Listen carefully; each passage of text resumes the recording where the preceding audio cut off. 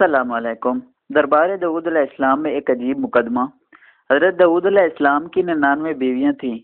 اس کے بعد آپ نے ایک دوسری عورت کو نکاح کا پیغام دیا، جس کو ایک مسلمان نے پہلے سے پیغام دے رکھا تھا، لیکن آپ کا پیغام پہنچنے کے بعد عورت کے اولیاء دوسرے کی طرف بھلا کب اور کیسے توجہ کر سکتے تھے؟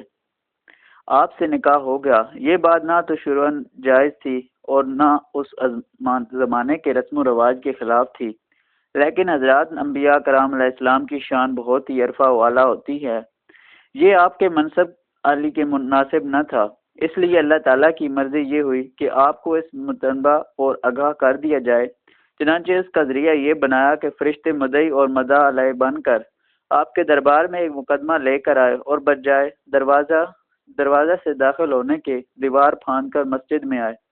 آپ ان لوگوں کو دیوار پھاندتے دیکھ کر کچھ گھبرا گئے تو فرشتوں نے کہا کہ آپ ڈرے نہیں، ہم دو فریق ہیں کہ ایک نے دوسرے پر زیادتی کی ہے، لہذا آپ ہمارا ٹھیک ٹھیک فیصلہ کر دیجئے اور ہمیں سیدھی راہ چلائیے۔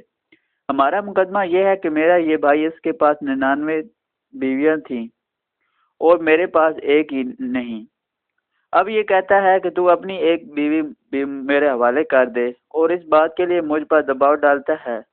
یہ سن کر حضرت داؤد علیہ السلام نے فوراً یہ فیصلہ فرما دیا کہ بے شک یہ زیادتی ہے کہ وہ تیری بیوی کو اپنی بیویوں میں ملا لینے کو کہتا ہے، اور اس میں کوئی شبہ نہیں کہ اکثر ساجھے والے ایک دوسرے پر زیادتی کرتے رہتے ہیں، بجائے ان لوگوں کے جو صاحب ایمان اور نیک عمل ہوں،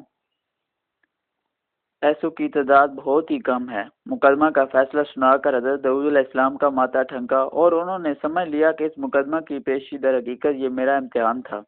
چنانچہ فوراً ہی آپ سجدہ میں گر پڑے اور خدا سے معافی مانگنے لگے، تو اللہ تعالیٰ نے آپ کو معاف فرما دیا۔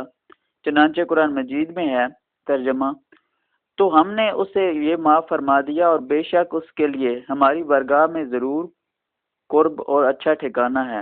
اے داؤد، بے شک ہم نے تجھے زمین پر نائب کیا تو لوگوں میں سچا حکم کر اور خواہش کے پیچھے نہ جانا کہ تجھے اللہ کی راہ سے بہکا دے گی۔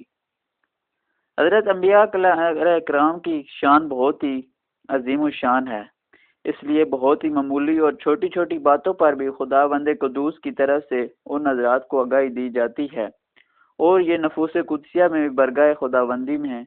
اس قدر مطیع اور متواضع ہوتے ہیں کہ فوراً ہی دربار کے خداوندی میں سجدہ ریز ہو کر عفو تقصیر کے استدعا کرنے لگتے ہیں۔